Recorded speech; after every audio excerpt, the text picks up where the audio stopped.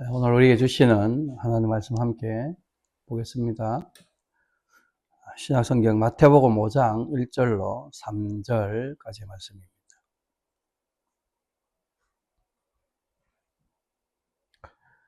마태복음 5장 1절로 3절 하나님의 말씀이 이렇게 기록되었습니다. 예수께서 무리를 보시고 산에 올라가 앉으시니 제자들이 나온지라 입을 열어 가르쳐 이르시되 심령이 가난한 자는 복이 있나니 천국이 그들의 것이며.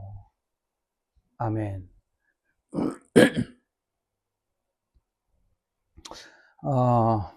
지난 2개월 동안 성경이 말하는 교회 사명이 무엇인지에 대해서 세 가지를 강론했고, 또 그 사명을 성취하기 위해서 교회가 중점을 두고 실천해야 할 일들이 무엇인지를 네 가지로 이제 강론을 했죠. 한번 다시 돌이켜 봅시다. 교회 본질적 사명 세 가지 뭡니까? 하나님의 나라를 이 세상에 보여주는 것. 하나님의 나라가 이 세상과 어떻게 다른가를 증거하는 것이죠. 또 교회가 하나님의 집과 성전으로 세상에 드러난다. 하나님의 집, 하나님의 성전. 결국 교회는 천국의 모습을, 하나님의 나라를 보여주는 그런 이 땅에서의 한 천국의 모습을 가진 어떤 그런 역할을 해야 된다는 거죠. 세 번째는 참되고 영원한 절대적 진리이신 예수 그리스도의 영광을 세상에 증거하는 거다. 왜? 그 예수님이 천국 하나님의 나라를 저와 여러분들에게 주셨기 때문에, 우리를 그곳에 살게 하셨기 때문에, 결국 이거는 하나님의 나라라고 하는 큰 틀 안에 다 포함되는 내용들이죠. 이 일을 잘 감당하기 위해서, 사명을 성취하기 위해서 교회가 중점적으로 해야 될 일, 실천해야 할 네 가지. 하나님을 경배하는 일, 다르게 하면 예배하는 겁니다. 예배하는 일, 그게 하나고요. 섬김을 실천하는 일, 서로 섬기는. 그리고 성령 안에서 성령의 인도하심을 따라 참된 사귐, 사귐이란 말을 여러 개로 바꿀 수 있죠. 교제, 친교 이런 말로. 참된 사귐, 참된 교제, 참된 친교를 나누는 것. 그리고 복음을 위한 일에 참여하는 것. 요 네 가지가 교회가 실천해야 할 일이다. 그런데 우리가 이 교회의 본질적 사명으로 언급한 이 하나님의 나라, 천국을 세상에 보여주는 일을 잘 감당하기 위해서, 그리고 그 네 가지 실천 사항들, 우리가 이거 잘 감당하기 위해서 전제되어야 할 것이 있는데, 그게 뭐냐 하면 그 하나님의 나라가 어떤 곳인가를 알아야 돼요. 내가 알지 못하는 것을 다른 사람에게 가르쳐 주거나 알려주거나 그럴 수 없는 거잖아요. 잘 알아야 잘 전해줄 수 있고 잘 보여줄 수 있다. 그런 이유 때문이죠. 그래서 오늘부터는 우리가 세상에 증거하고 드러내야 할 그 하나님의 나라, 그 천국이 어떤 곳인가, 요걸 이제 집중적으로 살펴보려고 합니다. 성경에서 그 하나님의 나라가 어떤 것으로 설명하고 가르쳐주고 있는가, 어떤 원리를 따라서 살아가는 그런 곳인가를 가장 분명하고 확실하게 가르쳐주는 말씀이 이제 우리가 살펴보게 되는 이 마태복음 5장에서 7장에 나오는 이 부분을 산상설교, 설교라는 말을 또 다른 말로는 수훈, 산상수훈이라고 말을 합니다. 왜 그렇게 말하느냐? 오늘 보면 1절, 2절에 이제 언급되어져 있는데, 예수님이 산 위에 올라가 앉았었을 때 예수님 앞으로 나온 제자들을 상대로 천국의 복음, 천국에 관한 복음이죠. 천국을 선포하며 가르치는. 이게 결국 예수님이 가르치고 선포하는 거니까 설교죠. 그래서 그거는 산상설교. 그래서 5장의 7장의 내용은 설교입니다. 예수님이 하신 설교. 그런데 그걸 예수님의 포커스를 할 때는 예수님이 한 거니까 산상설교, 산 위에서 하신 설교. 근데 듣는 제자들의 포커스에서 보면 그건 예수님으로부터 받은 교훈이죠. 가르침입니다. 그래서 이거를 받을 수, 교훈 훈자를 써서 수훈이라고, 산상수훈, 산상설교 같은 말이에요. 저는 예전에는 산상수훈이라는 말로 늘 표현을 했습니다. 왜냐면 내가 배울 때 그렇게 배워서 그게 너무 입에 익어서. 그렇게 사용을 했는데, 이제 요새는, 아니, 이게 예수님 설교니까 설교라고 표현하는 게 더 맞지 않겠나라고 생각을 합니다. 그래서 앞으로 이 설교를 한동안 계속 내가 산상 설교라고 그렇게 표현하려고 하는데, 혹시 수은이라고 말을 해도 틀린 말은 아니니까, 여러분들 잘 이해하고 알아들으시면 좋겠습니다.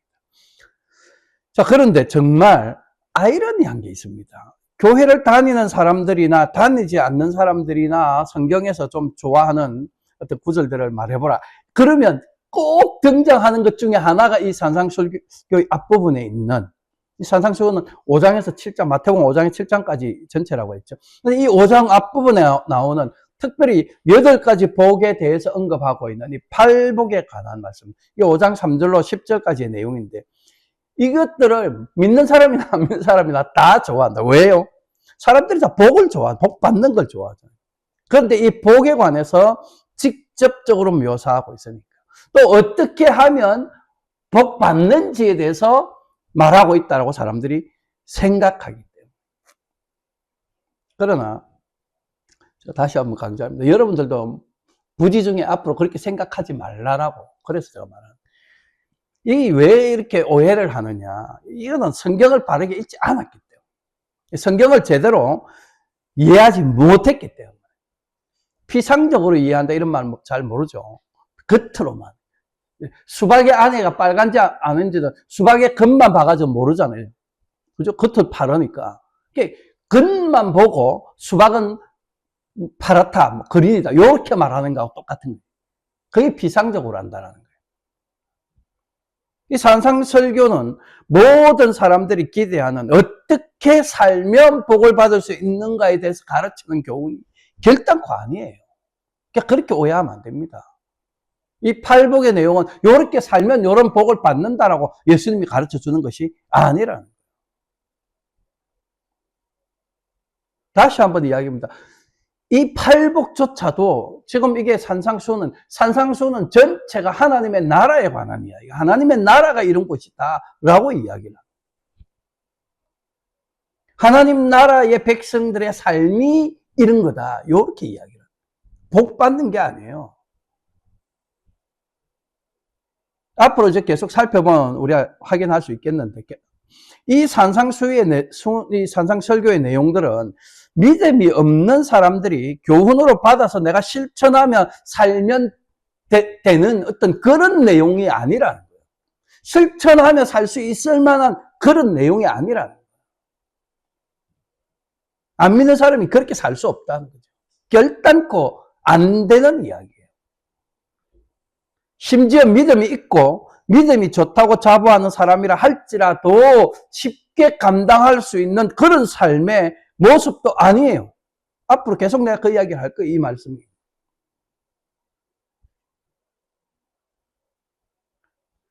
그리고 이 산상설교는 믿지 않는 사람들이 복을 받아 누릴 수 있는 방법과 교훈으로 주신 말씀이 아니라는 사실이 오늘 시작하는 5장 1절 2절에 명확하게 나와 있습니다. 5장 1절 2절 말씀 보세요. 예수께서 무리를 보시고 산에 올라가 앉으시니 제자들이 나온지라 입을 열어 가르쳐 이르시되, 예수님이 입을 열어 가르치는데 누구에게 가르쳤느냐? 예수님 앞에 나온 제자들에게, 명확하게 제자들이 나온지라, 그 제자들에게. 마태복음 4장의 후반부를 보면 예수님이 갈릴리 근처를 두루 다니며 천국 복음을 전파했다 그러죠. 하나님 나라에 관한 복음을 전파했다. 이게 마태복음 4장 23절 요 어간에 이제 그렇게 설명되어져 있습니다. 많은 약한 자와 병든 자를 고치는 이적을 행하고. 그러니까 예수님의 소문이 막 퍼지는데 어느 정도까지 퍼지느냐? 갈릴리는 이스라엘의 북쪽이잖아요. 그 근처에는 이미 다 퍼졌고, 그것보다 더 북쪽으로. 그래서 이 성경에는, 사장에는 수리아라고, 오늘날 시리아 지역이죠. 그 북쪽, 이 당시로 다메섹 그 근처까지 온 지역에 퍼져. 소문이 퍼지니까, 그 갈릴리 예수라는 어떤 사람이 막 좋은 말씀도 막 그렇게 많이 하고 하는데 병자, 아픈 자 다 고쳐준다더라. 그런 소문이 나니까 많은 병자들 더 몰려오고. 몰려오는 족족 예수님이 다 고쳐줘. 그러니 더 소문이 퍼지고, 그 퍼지는 소문이 갈릴리 북쪽으로만 내려간 게 아니고, 올라간 게 아니고, 그 남쪽으로까지 더 내려가서 데가볼리, 예루살렘 한참 밑에요. 예루살렘은 갈릴리 호수와 사해 그 중간쯤에 있는 거기까지 내려오고 유대 전 지역이 다 퍼지고 심지어 갈릴리와 사해라고 하는 요 사이를 가려지는 게 요단강인데 이 요단강 왼편 서편이 이스라엘 땅, 동편 오늘 요르단 지역, 그 요르단 지역 여긴 베레아 지역이라고 성경에는 언급을 합니다. 거기까지 예수님의 소문이 퍼졌고 사람들이 몰려왔다. 이게 지금 4장 후반부에. 그러니까 5장이 시작할 때 예수님이 무리를 보시고 이때 봤던 무리들은 그 각지에서 몰려온 수많은 사람들. 그 무리들을 보고 예수님이 산에 올라갔다. 산에. 그 산으로 올라가니 그 많은 무리가 다 따라오기 힘들지 않았겠어요? 일부만 더 예수님께로 가까이 나오고. 그 나온 무리들, 그들을 여기 이 본문에서 제자들이라고 합니다. 이 복음서에서 제자들이라고 표현하는 것을 살짝 잘 생각해야 됩니다. 어떤 때는 12명의 제자들, 또 어떤 때는 그 12 사도들 포함한 또 좀 더 많은 수의 제자들, 따라다니는 사람들, 좀 더 있어요. 핵심적으로 좀 더 많은 사람들이 있어요. 그리고 허다한 무리들. 요때 이 제자들은 12 제자들보다는 조금 더 많은 수의 그런 제자. 그 제자들이가 부릴 만한 그런 사람들이 예수님 앞에 나왔고 예수님은 그들에게. 그러니까 허다한 무리들을 향해 가르친 설교가 아니라 아무나에게 누구나 막 예수라는 소문 듣고 몰려온 모든 사람들에게 다 전해주는 그런 말씀이 아니라 이 산상수훈은. 적어도 제자들이다라고 할 만큼 불릴 만한 그런 열정이 있는 그 정도로 따라오는 그들에게 주셨다. 적어도 이 주일에 내 모든 어떤 다른 세상적 즐거움이나 뭐 이런 거 다 내려놓고 하나님 앞에 나와 예배하고자 하는 그런 정도의 마음을 가진 사람들이다. 우리가 그 정도까지는 볼 수 있는 거예요. 그들에게 물론 나는 그것보다도 훨씬 더 좁다라고 생각을 합니다. 이 개념은 나중에 이거는 산상설교 설교하면서 여러분 계속해서 이해하게 될 거예요. 따라서 이 산상설교는 예수님을 따르던 허다한 무리가 아니라 지금 예수님 앞에 나온 그 소수의 제자들에게만 주신 말씀. 이 사람들을 요한은 어떻게 표현을 하느냐 하면 요한의 표현을 보면 참 정말 은혜로 이렇게 예수님 앞에 나온 자들을 요한복음 1장 6절에 가보면 하나님께로부터 보내심을 받은 자. 그리고 요한복음 1장 12절 13절에 가면 하나님께로부터 난 자. 그게 아무나 예수님 앞에 나올 수 있는 건 아니에요. 요한은 정확하게 그렇게 말합니다. 누구나 예수님을 믿는 자가 아니다. 하나님의 보내심을 받고 하나님께로부터 난 자들이나 예수를 따르고 예수를 믿는다. 이렇게 딱 명확해요. 그리고 바로 그런 자들에게 말씀하신 게 이 산상수훈이에요. 그럼 어떻게 이렇게 판단할 수 있느냐? 겨우 이 정도 구절만 가지고 그렇게 판단하는 건 너무 좀 지나친 거 아닌가? 아니에요. 마태복음 전체의 주제는 복음서는 다 예수님에 관한 이야기입니다. 예수님이 어떤 분인가요? 마태, 마가, 누가, 요한은 각각 그 사람들이 자기가 본 예수님을 묘사. 이 마태복음은 왕으로 오신 예수님을 부각. 예수님인데 이 예수님은 이스라엘의 왕으로 오셨다. 이거를 들어요. 그래서 1장은 예수님이 다윗 왕의 혈통이다라는 사실을 부각합니다. 그래서 시작할 때부터 족보가 나오는 거예요. 다윗의 족보로 나온다니까요. 다윗을 중심으로 한 족보. 그래서 왕으로 오신 그 예수님이 자기 백성을 구하러 왔다라는 사실을 거기 언급하잖아요. 성경 나오죠? 정확하게 그렇게 표현합니다. 자기 왕을, 자기 백성을 구하러 오셨다. 그런데 2장으로 딱 넘어가면 유대인의 왕으로 나신 분이라는 그분이 예수님이잖아요. 그 유대인의 왕으로 나신 분이 예수님이다라는 사실을 누구의 입으로 증거해요? 동방 박사들의 입을 통해서 증거한 객관적으로 이제 마태가 주관적으로 하는 게 아니고 동방에서 온 박사들도 예수를 유대인의 왕으로 인식하고 알았다. 계시를 그렇게 받았다. 그렇게 증거한. 그게 2장의 내용. 그리고 3장으로 오면 왕으로 오신 예수님이 자기 왕으로 왔으니까 나라가 있어야 되잖아요. 그 나라, 그 천국을 가지고 왔다라는 것을 증거하면서 그분 자신이 하나님의 아들이다라는 사실을 나타내요.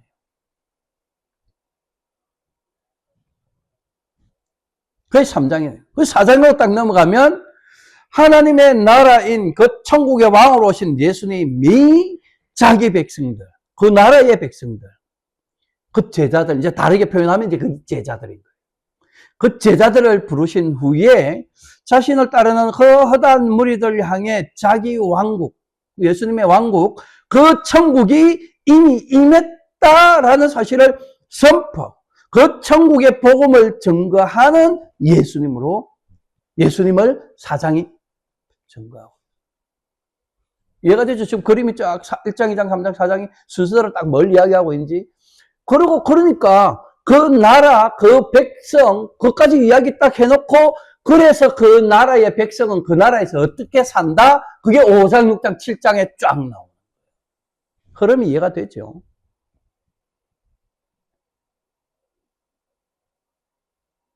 왕으로 오신 예수님이 자기 백성들, 곧 지금 예수님 앞에 나와 있는 그 제자들에게 그들이 장차 살아가게 될 그 천국이 어떤 곳인가? 그 하나님의 나라, 그리스도의 왕국은 어떤 원리로 사는 곳인가를 설명해 주는 거. 이게 산상설교. 그러니까 산상설교를 이 팔복의 내용만 보고 말이지, 막 우리가 이렇게 살면 이런 식으로 생각할 수 없는 거죠. 안 믿는 사람조차도, 야, 우리가 성경에 이 좋은 말이 있다. 이렇게 살면 복 받는단다. 우리도 이렇게 살면, 그럴 수 없는 내용이다. 이 산상설교는 이미 하나님 나라에 속한 자들, 왕이신 예수 그리스도의 백성들, 하나님의 백성들이며 하나님의 나라에 충성하는 제자들에게만 주신 거예요. 그들에게 주시는 교훈. 그 제자들이 누굽니까? 오늘 이 시대에는 교회. 성도들이 주님의 몸된 교회인 우리들, 저와 여러분, 그 하나님의 나라가 어떤 것이고 그 하나님의 나라에서 너희는 어떻게 살고, 그러니 오늘 이 땅에서 너희의 삶의 모습은 이래야 된다. 천국 백성으로서의 삶은 이 땅에서도 이렇게 보여져야 된다라는 교훈. 따라서 이 산상설교의 말씀은 예수 그리스도 안에서 예수 그리스도로 말미암아 구속의 은혜를 입은 하나님의 자녀요, 또 이미 천국 백성으로 인쳐진 교회에게 주시는 말씀. 그 하나님의 나라, 곧 천국이 어떤 나라인가를 보여주고, 그래서 이 교훈들은 예수 그리스도로 말미암아 하나님 나라의 백성과 천국 시민 된 우리에게, 우리가 이 땅에서도 어떤 모습으로 살아야 되는 거예요. 장차 천국에서 이렇게 이런 모습으로 살기 위해 이런 삶을 이 땅에서 지금 미리 경험도 해야 되고, 맛도 봐야 되고, 또 연습도 해야 되고. 계속 개판으로 살다가 어느 날 갑자기 그 다음날 해가 딱 뜨는데 확 180도, 그건 안 되는, 인간은 그렇게 안 되는. 계속 그렇게 훈련해 가야 점점 조금씩 안 좋은 모습들, 안 좋은 습관들 다 버려주고 나중에 점점 좋은 모습들이 더 쌓여서 그렇게 사는.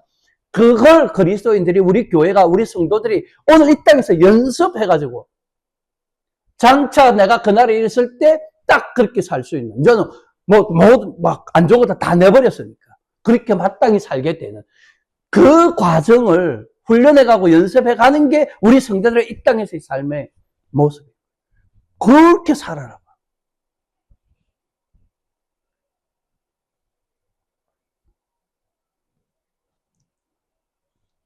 그래서 이 산상설교의 말씀은 이렇게 살면 너가 천국 백성이 될 거야, 이렇게 말하는 게 아니에요.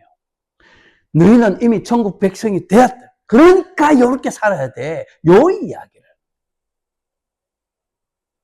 이렇게 살면 이렇게 살려고 힘쓰고 노력하고 애쓰면 천국 백성이 될 거야. 아니에요. 천국 백성이기 때문에 이렇게 살아야 된다. 이 이야기야. 예수 믿기 때문에 예수 믿는 사람은 반드시 이런 삶을 살려고 발버둥 치고 노력하고 애써야 된다. 그렇게 시도해야 된다. 너희가 예수를 구주로 영접한 순간 너희는 이미 신분이 바뀌었기 때문에 이제는 그 바뀌어진 신분에 합당한 삶의 모습으로 살아가야 된다. 이게 지금 이 산상수훈이 우리에게 강조하는. 그래서 여러분, 나중에 이제 우리가 살펴보겠습니다만, 마태복음, 그 5장 13절 이 뒤에 가보면, 너희는 세상의 소금이 되라 하거나, 뭐, 될 것이니, 요래 말 안 하고, 너희는 세상의 소금이니, 너희는 빛이니, 딱 그리 말하잖아요. 이미 그렇게 됐다라.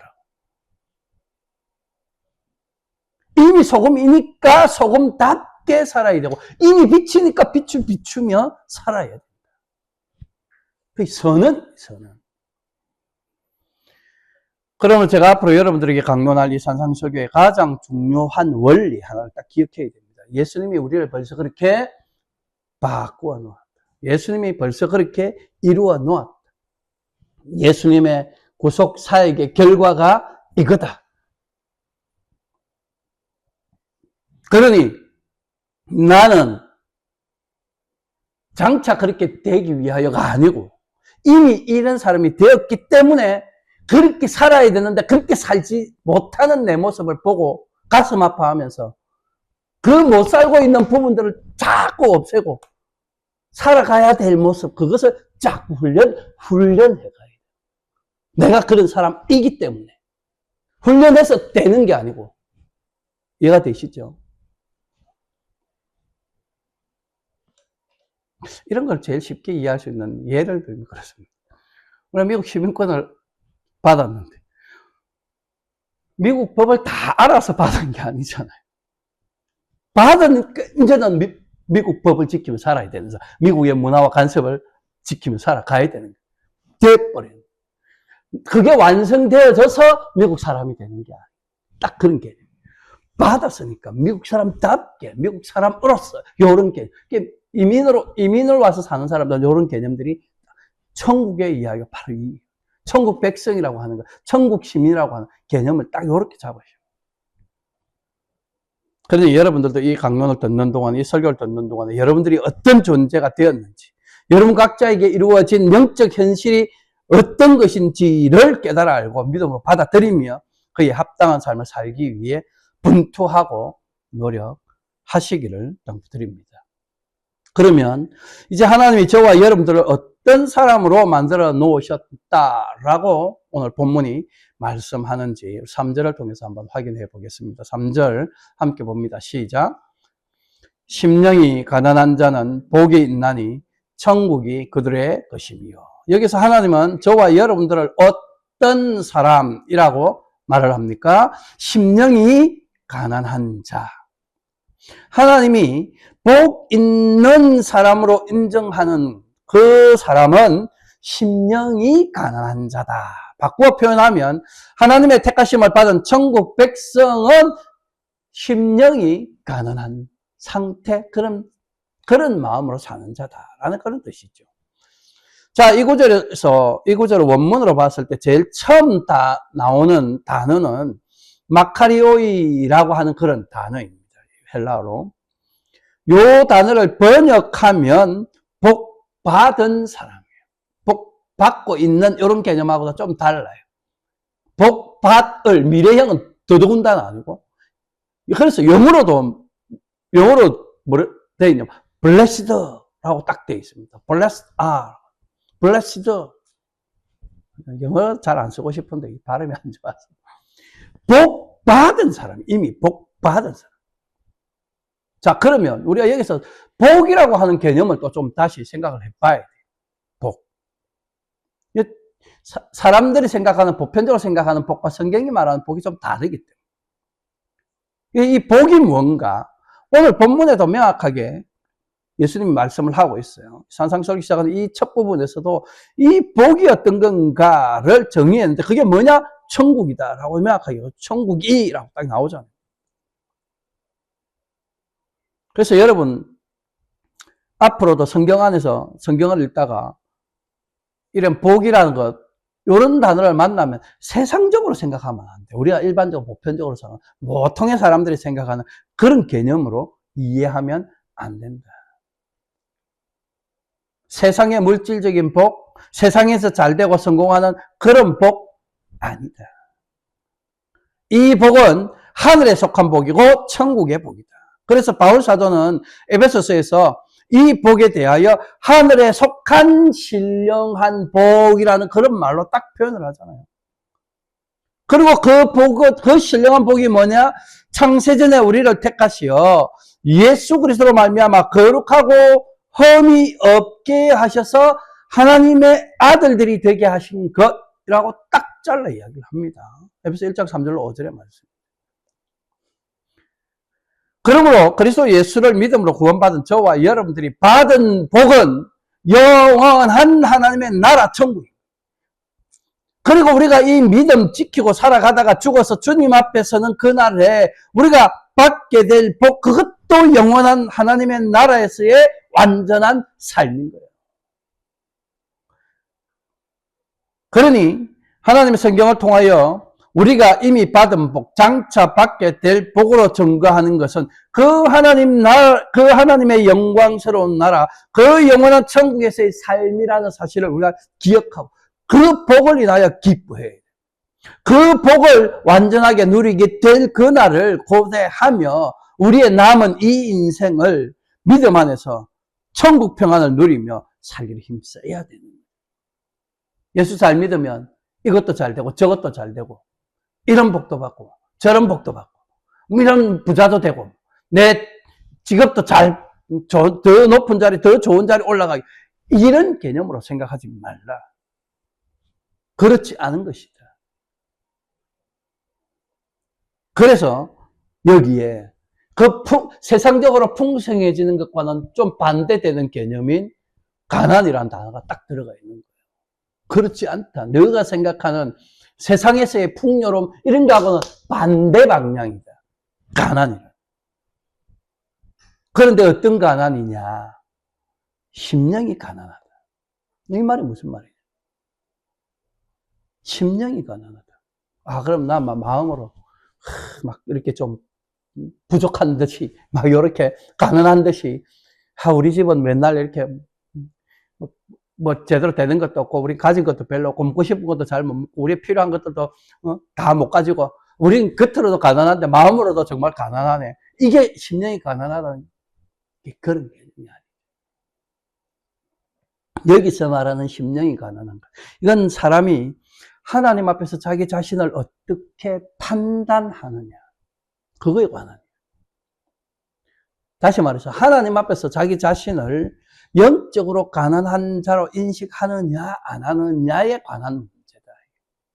하나님 앞에서 영적으로 내가 가난하다. 다시 말해서 하나님 앞에서 나는 아무것도 아니다, 나는 아무것도 할 수 없는 정말로 무능력한 자다, 영적으로는 내가 도무지 하나님을 기쁘시게 할 수 없는 그런 죄인이다라는 사실을 인정하는, 하나님을 만족시킬 수 없기 때문에, 하나님을 기쁘시게 할 만한 것이 내한테 아무것도 없기 때문에 하나님 앞에 섰을 때 내가 하나님 앞에서 이것도 했고 저것도 했고 이것도 할 수 있고 그런 소리를 할 수 없다. 그 상태를 말합니다. 하나님 앞에 내가 뭔가를 꺼내 놓을 만한 의도, 그런 의가 먼지만큼도 눈꽃만큼도 티끌만큼도 없기 때문에 그래서 없는 상태, 가난한 상태. 그게 바로 심령이 가난하다는 말이에요. 물질적 가난으로 착각하면 안 됩니다. 오해하면 안 돼요. 아주 가끔 구약 성경에서는 이런 가난도 영적 가난을 예표하는 정도로는 보여주기도 합니다. 그렇잖아요. 야곱 같은 경우에, 아브라함 같은 경우에 그 고향에서 떠나올 때 맨손 들고 이민 오는 거잖아요. 그러나 나중에 거부가 되잖아요. 올 때는 영적 가난을 예표하는, 그래서 세상적으로 약하게 보여. 야곱도 삼촌 집으로, 외삼촌 집으로 도망갈 때는 뭐 하나 가지고 없이 맨몸으로 가잖아요. 아무것도 가지고 가난한데.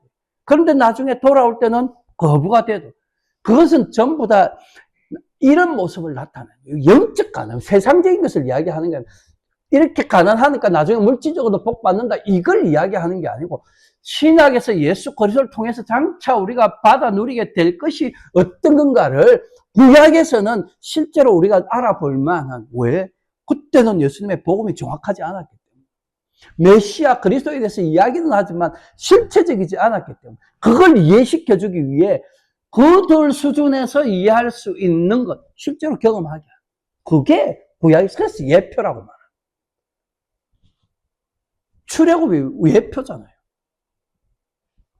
애굽에서 압제받던 것, 그것을 탈출하고 자유를 얻게 되는, 그게 죄에 매여서 압제당하고 죽어가는 것을 예수 그리스도를 통하여 자유하게 될 것을 보여주는 그 실체적 사건으로, 구약은 그렇게 실체적 현상으로 예표를 해줘. 그러나 그건 구약 시대에 국한된, 예수님 오시면서 이미 이런 것들이 실체적으로 다 드러났단 말이에요. 그러니 이제는 굳이 그렇게 보여 안 줘도 된다. 말씀으로 다 명확하게 증거가 되어졌기 때문에. 그러니 오늘 여기서 말하는 이 가난, 이것도 세상적으로 내가 가진 것 없고 물질적 가진 것 없는 그런 가난한 삶을 사는 자가 복이 있다, 이렇게 해석하면 안 된다.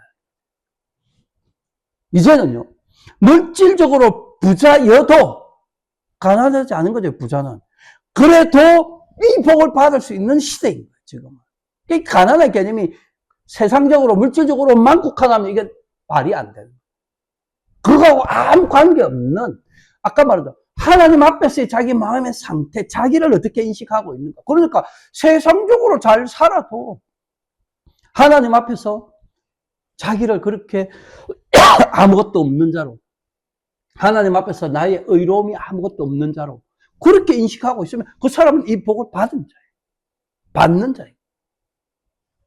그런데 세상으로 가난해서 세상의 차를 세상적으로 볼 때는 돈도 없고 물질도 없고 집도 가난하지만, 그런데 하나님 앞에서 그럼에도 불구하고 나는 하나님하고 상관없이 하나님의 도움 없이도 예수 그리스도 뭐 그런 게 뭐 예수가 무슨 그릇인지 모르겠고 나는 알아서 내 때로 살 거다. 그 사람은 가난한 사람이 아닌 거죠. 하나님 앞에서. 그 사람은 이 복을 못 받은 자예요. 이해가 되시죠? 개념을 이렇게 잘 잡아요. 그러니 이 가난하다는 것, 하나님 앞에서 꺼내놓을 게 있느냐 없느냐. 세상에서도 부자들은 꺼내놓을 게 많잖아요. 자랑할 게 얼마나 많아요. 드러낼 게 얼마나 많아요. 그러나 심령이 가난한 자는 하나님 앞에 섰을 때 아무것도 내놓을 게 없는 사람. 그럼 내가 하나님 앞에 뭔가 꺼내놓을 게 없으니까 그 사람 할 수 있는 유일한 일이 뭐겠어요? 예수님만 의지해야 돼. 내는 아무것도 안 했는데 그런 나를 복받은 자 되게 한 게 예수님이다. 그래서 예수님만 꺼내놓게 돼요. 하나님, 난 예수님밖에 없어요. 그렇게밖에 고백할 수 없는 사람. 그 사람이 가능합니다. 예수님만 의지하고. 그러니 하나님, 예수님 의지하는 나를 불쌍히 여기시고 긍휼히 여겨주세요. 하나님만 의지하시고. 이런 자가 심령이 가능합니다. 하나님 앞에 섰을 때 하나님, 나는 마땅히 죽어야 될 자입니다. 나는 그런 죄인이 맞습니다. 그래서 하나님 앞에 나오면 점점점 자신은 낮아지고 더 작아지는 것을 느끼게 되는 그 사람. 그 사람이 심령이 가능합니다. 하나님 앞에서 자신의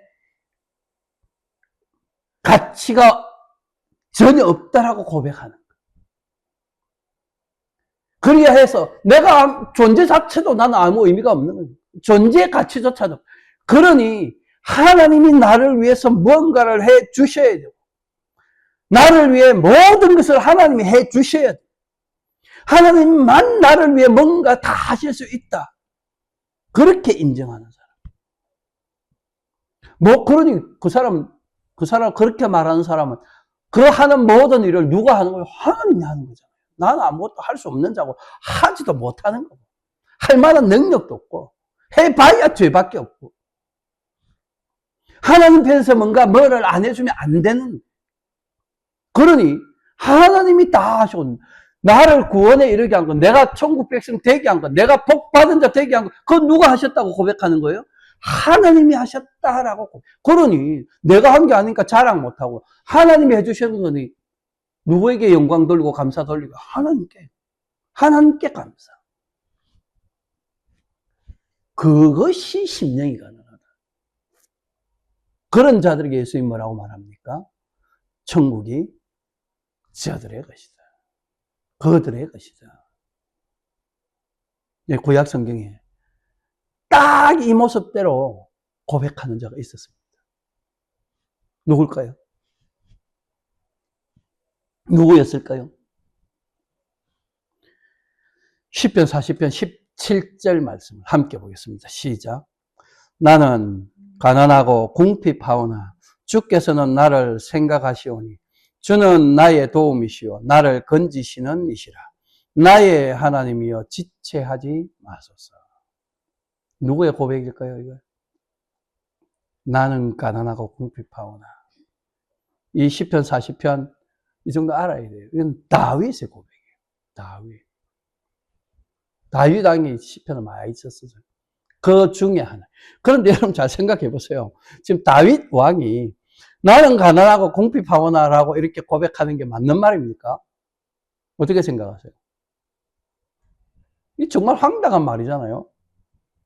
세상의 가치 기준으로 볼 때 다윗 왕은 결단코 가난하거나 궁핍한 사람이 아니잖아요. 그 제가 밑에 참고하라고 써붙여놓은 게 역대상 22장 말씀. 여호와의 성전을 짓겠다라고 다윗 그렇게 생각하고 다윗이 준비한 거 보세요. 검 10만 달란트, 은 100만 달란트, 녹과 철을 그 무게를 달 수 없을 만큼 심히 많이 준비했다. 이스라엘 역사상 다윗 왕큼 강한 그 권세와 권력을 가진 왕은 드뭅니다. 강력한 군주였어요. 가는 데마다 싸우면 이겨요. 왕권이 얼마나 강된지. 그런 다윗 왕이 나는 가난하고 궁핍하오나 주께서는 나를 생각하시오니 주는 나의 도움시요 건지시는 자시다. 다윗의 마음 상태가 어떤지 이해가 되세요? 내가 이렇게 세상적으로는 권세와 권력, 무력 다 가지고 있지만 하나님 앞에서는 가난하고 궁핍한 자다. 하나님이 도와주지 아니하시고 하나님이 건져주지 아니하시면 이거 아무 쓸데없는 거, 아무 쓸모없는 거. 왕이라는 건 뭐 내가 가지고 있는 군대 이게 무슨 의미냐? 딱 정확하게 그 고백이잖아. 정확하게 오늘 예수님이 말하는 그 딱 마음에서 심령이 가난한 사람. 다윗의 마음이 어느 정도로 가난하고 궁핍했을까? 우리는 이사야 선지자의 고백을 통해서 하나님 앞에서 그 심령이 가난한 자의 상태가 어떠해야 되는가를 짐작할 수 있어요. 이사야 41장 17절 말씀을 함께 보겠습니다. 시작. 가련하고 가난한 자가 물을 구하되 물이 없어서 갈증으로 그들의 혀가 마를 때에 나 여호와가 그들에게 응답하겠고 나 이스라엘의 하나님이 그들을 버리지 아니할 것이라. 하나님 앞에 서 있는 저와 여러분들의 그 마음의 상태가 어떠해야 되는가를 여기 잘 묘사하고, 가련하고 가난한 자, 딱 맥락이 통하죠. 심령이 가난한 자, 이 가난한 자 보세요. 물을 구하는데 물이 없어가지고 그 갈증으로 혀가 마른, 물을 어느 정도로 못 마시면 혀가 말라. 이 혀가 마르면 어떤 현상이 나타나는지 경험해 보시면 모르죠, 여러분들. 이 혀가 입 천장에 달라붙어. 잘 안 떨어져. 입이 천장에 붙으면 어떤 현상이 나타나요? 그 뒤에 숨이 안 쉬어져. 그죠?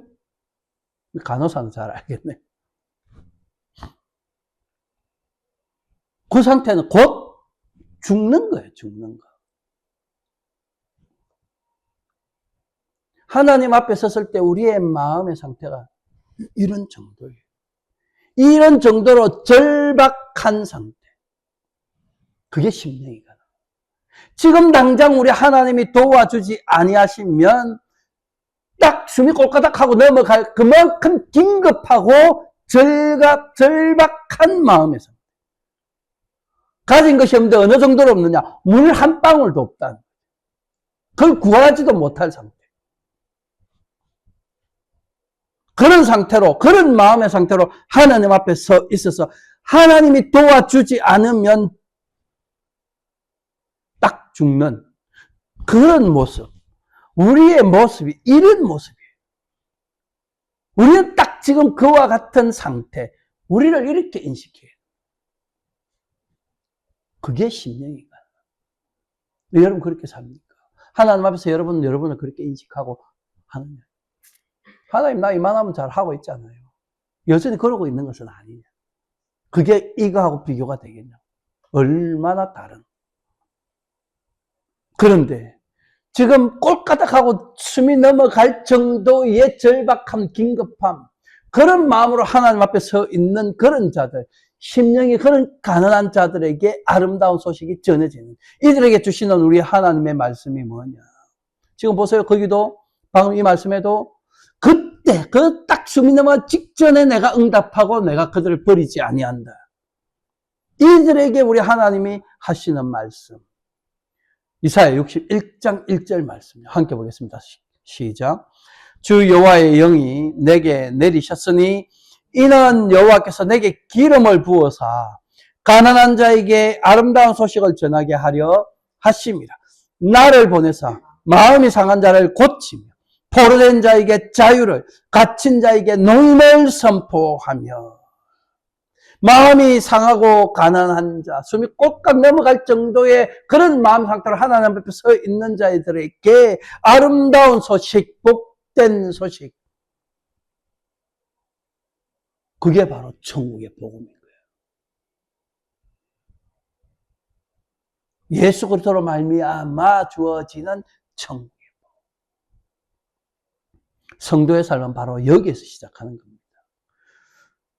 영적으로는 너무 가난해서 하나님 앞에 내놓을 게 아무것도 없고 내놓을 게 없으니 자랑할 것조차 없는, 그러니 성도는 자신의 전적 부패와 전적 무능력을 인정하는 여기서부터 출발해야 돼요. 그런데 오늘날 교인들의 모습이 어떻습니까? 우리의 모습이 어때요? 우리가 얼마나 자랑할 게 많은 사람들이에요. 교인들이 모여서 나누는 대화가 다 두 가지 중에 하나야. 다른 어떤 누군가를 비방하거나 아니면 자기를 자랑하고.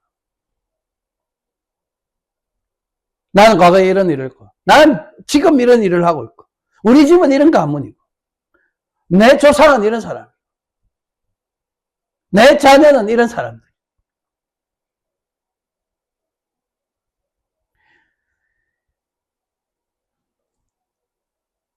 이게 오늘 우리가 입만 열면 나오는 거죠. 요새 내가 계속 그러고 있는 중. 입만 열면 지금 딸 자랑하고 하고 있는 중. 이렇게 세상의 가치 기준으로 내세울 만한 것들 자랑하는, 그런 것들을 자랑거리로 내놓으며 살아가는 우리들에게 우리 하나님이 경고로 주시는 말씀이 뭔가 그랬어요. 잘 새겨봐야 돼. 요한일서 2장 16절. 이는 세상에 있는 모든 것이 육신의 정욕과 안목의 정욕과 이성의 자랑이니 다 아버지께로부터 온 것이 아니요 세상으로부터 온 것이라. 야고보 4장 16절에 이제도 너희가 허탄한 자랑을 하니 그러한 자랑은 다 악한 것이라. 이 경고의 말씀을 두려운 마음으로 받아야 돼요. 정말 이 말씀 순간적으로 생각하며 살아가야 돼요. 내가 다른 사람 앞에, 하나님 앞에 무언가 내세우려는 것이 나오려고 할 때, 자랑하려는 것이 나오려고 할 때, 우리는 이 말씀들을 기억하며 그런 욕구들을 억눌러야 돼. 우리 기독교인들은, 우리 성도는, 천국 시민은, 천국 백성은 세상적인 것으로 자랑할 게 없는 사람. 세상적으로는 아무것도 꺼내놓을 게 없는 사람. 그 사람이 성도. 자, 생각해보세요. 하나님이 저와 여러분들이 뭐가 잘나서 불러줬을까요? 제가 뭐 똑똑하고 세상적으로 인정받을 만한 그런 사람이라서 저를 불러주신 거예요. 여러분들을 세상이 인정하고 막 세상이 헐모할 만하고 세상이 존경하고 여러분들의 이름이 막 길이 날, 그래서 여러분들을 하나님이 불러주셨어요. 저와 여러분들이 남다른 무슨 특별한 배경이 있어 불러주신 거 아니에요. 저와 여러분들에게 하나님의 필요로 하는 어떤 특별한 능력이 있어서 불러주신 것도 아니에요. 그렇게 만약에 생각한다, 그건 정말 큰 착각이고, 그건 정말로 교만. 내가 다른 사람보다 무슨 나은 게 있고, 그래서 내가 없으면, 내가 아니면 하나님의 무슨 일들이 안 될 거다. 그런 생각, 그런 착각 버려야 돼. 목사들이 특별히 그런 게 많아. 장로, 집사, 권사들이 그딴 소리 많이 해요. 그런 거 버려요. 여러분, 내가 있어서 이 교회들이 유지되는 게 아니에요. 내가 있으나 없으나 교회는 예수 그리스도를 통해서 유지되는 거예요. 성령님이 유지해 가시는 거예요. 우리를 필요해서 하나님이 우리를 교회로 부른 것이 아니다라는 사실을 인식해야 되는 거예요. 알아야 돼요. 그러니 교회에 내가 필요한 존재가 아닌데도 불구하고 내가 있게 된 것이 감사한 일인 거예요. 그러니 교회에 오면 내가 이런 사람이야 저런 사람이야, 이 교회는 내가 이렇게 세우고 저렇게 세워, 그런 자랑하는 거 없어져야 돼요. 우리 코람데오 개혁장로교회 안에서는 이런 자랑, 세상적인 것들 가지고, 그런 배경을 가지고, 그런 것들 가지고 자랑하는 거 없어야 돼요. 오늘 여러분들이 무엇을 자랑하며 내세우며 살아가고 있는지 생각해 보시오. 여러분들은 무엇이 여러분들의 자랑거리입니까? 여러분들은 하나님 앞에서 뭔가 꺼내놓을 만한 게 여전히 있다고 생각하십니까? 그러면 여러분 회개해야 돼요. 심령이 가난한 자, 영적으로 가난한 자는 하나님 앞에 아무것도 꺼내놓을 게 없는 사람, 꺼내놓을 게 없기 때문에 자랑할 것도 없는 사람. 그래서 바울 사도가 그래서 자랑할 수밖에 없는 사람들은 이걸 자랑해야 된다라고 우리에게 가르치죠. 고린도후서 11장 30절 함께 보겠습니다. 시작. 내가 부득불 자랑할진대 내가 약한 것을 자랑하라. 자랑을 뭘 해야 돼? 내가 약한 걸 자랑하라고 하잖아요. 내가 영적으로 가난한 자다라는 것을 자랑하라. 내가 하나님 앞에서 내세울 만한 의의가 없다, 이걸 자랑하라. 내가 이걸 자랑하게 되면 필연적으로 따라올 수밖에 없는 게 있어요. 그게 뭐예요? 이런 나를 교회되게 하고, 이런 나를 천국 백성 되게 하고, 이런 나를 오늘 이 자리에 하나님 앞에 나올 수 있는 은혜 있게 하신 그분이 누구냐? 예수 그리스도다. 그래서 갈라디아서 6장 14절에 이렇게 고백합니다. 함께 보겠습니다. 시작. 그러나 내게는 우리 주 예수 그리스도의 십자가 외에 결코 자랑할 것이 없으니 그리스도로 말미암아 세상이 나를 대하여 십자가에 못 박히고 내가 또한 세상에 대하여 그러하니라. 내가 아무것도 자랑할 게 없으니 자랑할 게 딱 하나 있네, 예수 그리스도다. 바울의 이 고백처럼 오늘 저와 여러분들의 자랑은 오직 예수 그리스도 뿐이에요. 하나님 앞에 섰을 때 내를 드러나는 것이 아니라, 내를 드러내고 내세우는 게 아니라 예수님만 드러내고 앞세워야 돼요. 그분이 우리를 위해서 행하신 일, 그분이 우리를 위해서 이루신 일, 그거를 하나님 앞에 내요. 사람들 앞에 내세워요.